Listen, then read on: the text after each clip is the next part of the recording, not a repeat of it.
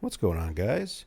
So today we have a 5th generation iPod Classic, a 30 gigabyte, and it kind of almost looks like this thing was like stepped on, or I don't know, bent or damaged in some way, shape, or form. You can see the LCD there is pretty jacked up, but it almost looks like it concaves in. It's kind of hard to tell on camera, but it kind of just, I don't know, it just looks like it's been stepped on and it looks a little bent. So let's see what we could do to get this thing all fixed up.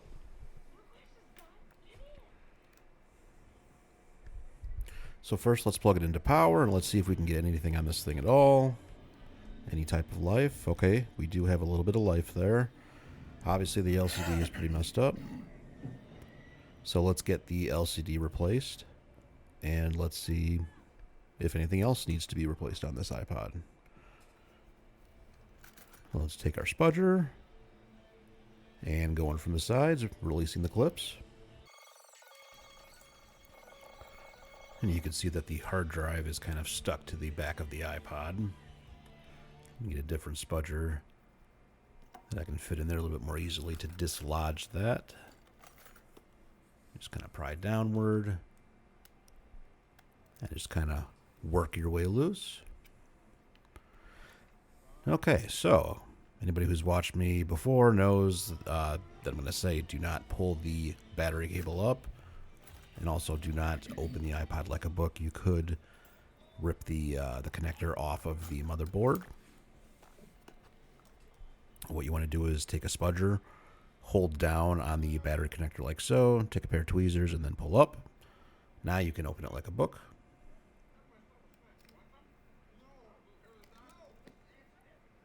Zoom out real quick.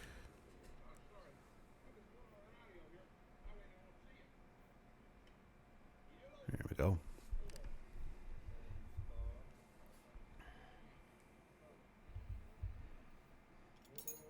Okay, so let's undo the aux cable. So that battery looks a little messed up too. Look at that thing. I mean, it's not swollen or anything like that, but it feels bumpy and is, I don't know, something feels off about it. Let's remove the hard drive. Next thing we need to do is remove the 6 screws, so we can remove the faceplate and get to the LCD.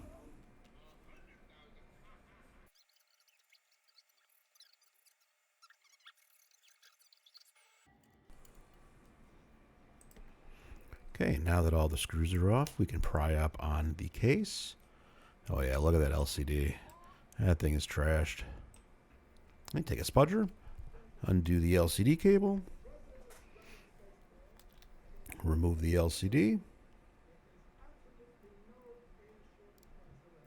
Look at that thing, it's separating.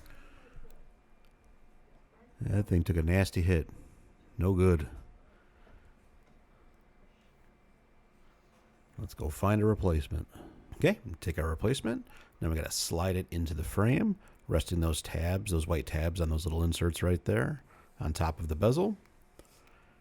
And we tried our best not to move the click wheel at all, so we can just slide the front case right back on.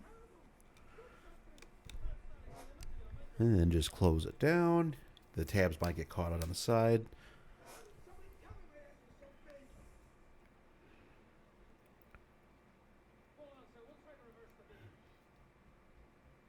Okay, then the next thing we're going to do is we're going to put 2 screws in, one at the top and one at the bottom. This is just to secure it just enough to where, things don't really move around too much. There's nothing, more annoying than, there's nothing worse than getting the entire iPod put back together, realizing you forgot something or something was damaged, and then you got to take the whole thing apart again. And yeah, it's just a pain in the butt. So I kind of like to test as I go. Okay, so now we just need to slide the ribbon cable for the LCD in there. And then close down on it. Make sure you use, when closing it, use pressure from the left side and the right side. If you go directly in the middle or on, the more on the right side or more on the left side, you can actually snap that cable and you'll need to buy a new motherboard.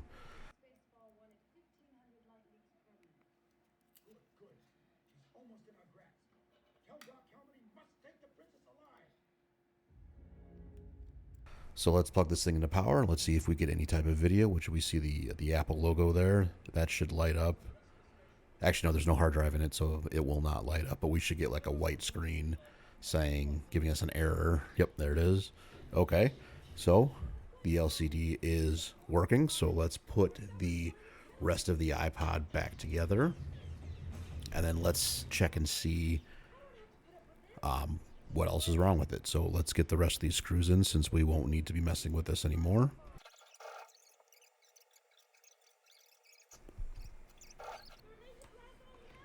Okay, so now let's reconnect our aux port cable. Oops, sorry, actually first we're going to do the hard drive. Okay, so just insert the cable and then pull the latch down. And then we are going to raise up the battery connector. So hold down on the white part of the battery with the spudger, and then go back behind the paperclip like that, and raise it up. Now let's do the aux port. Zoom in there just a little bit. So you want to make sure that you raise the clip up before you try to put the cable in, which clearly here I did not. And like an idiot, I'm like, oh, why is it not going in? Because the clip's not up, dummy. Okay, so try to force it down, force the cable down with the spudger. Try to get it to slip in that hole. Giggity. Close the latch. Now unzoom. Now we can flip the hard drive up.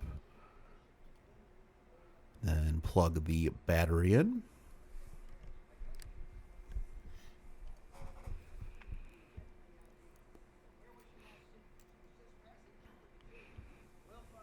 Line everything up there.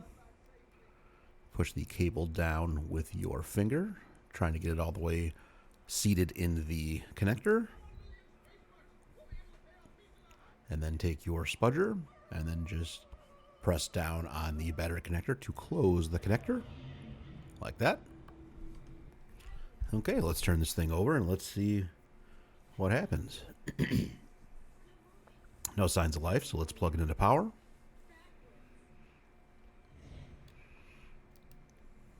Okay, so we do have the Apple logo there. That is fantastic.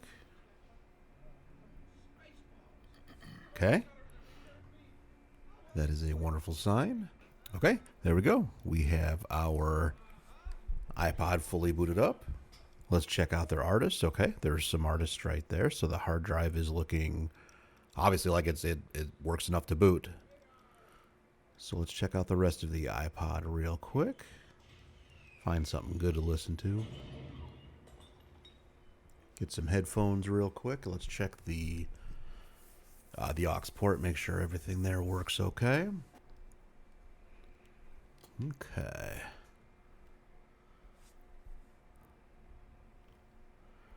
Okay, let's find something to listen to real quick. Alice Cooper, I'm thinking sounds good. Oh, only one side of the headphones work. Twisting it doesn't do anything. Yep, no go on the headphones there. All of the buttons seem to work. Scroll wheel works fine. The hold switch works fine. So the only thing so far with the iPod seems just to be the aux port. Let's check the hard drive real quick and see if there's any pending or reallocated sectors. So to get to that menu, you have to press and hold menu plus center until the iPod reboots like that. Then immediately you press and hold left plus center. Keep holding until the screen goes white, like that. And then you can release. You know, this is very washed out, so I kind of have to hold it at a weird angle. So what you want to hit is menu for manual test. Then you want to scroll down to I/O, which I think I miss. Nope, I got it. And then hit the center button to go into I/O. Scroll down to hard drive. And then I accidentally went into HD specs. We did not want that, so you want to go back. You want to go into HD smart data. Okay, let's check and see what our hard drive looks like. So we have 0 reallocated sectors, and 0 pending sectors. Retracts is not really a big deal. It's the pending sectors, which is the big one. But that hard drive, in my opinion, is in fantastic shape. So let's reboot the iPod by holding Menu plus Enter, and then you just release it as soon as the iPod reboots. So the next thing we are going to do is let this iPod charge up and just see what happens with the battery. See if it holds a charge or anything like that, just to see if it needs to be replaced or anything like that. So I'll be back after that is done, after about an hour and a half or so. So the battery was not in good shape at all. I let it charge for about an hour and a half, and when I took it off of the charger, it immediately died. So I contacted the customer, letting them know that the battery needed to be replaced, as well as the aux port cable. They said that they actually didn't really care about the battery or the aux port cable being replaced, because they actually just set it on a dock, and that's how they listened to it. So I let them know that the battery would eventually, get damaged and swell, causing damage against the LCD that he replaced. But he says, well, if I put a new battery in, it's also gonna swell, so why waste the money? And I agree with him there. So we're going to just remove the test battery that I had in place, and we're just gonna put this thing back together with the LCD, and we're just gonna ship it back to him, like so. Okay, so then we just close up the case, take the battery cable, set it down into the connector, take your spudger, press down on the battery connector to close it, and then make sure everything powers up first. Now let's close up the case. So what we want to do is we kind of want to put pressure on the outside of the case, because when you pry open the case to open it, you kind of pry the edges out. So you do that, slap it down into place by pushing down on it, and you're good to go. Then once again, you want to plug it back into power, because especially with this one, there's no battery that's going to help turn it on. So we just want to make sure everything functions. And we have life right there. And there we go. Thank you guys very much for checking this out. Have a good rest of the day.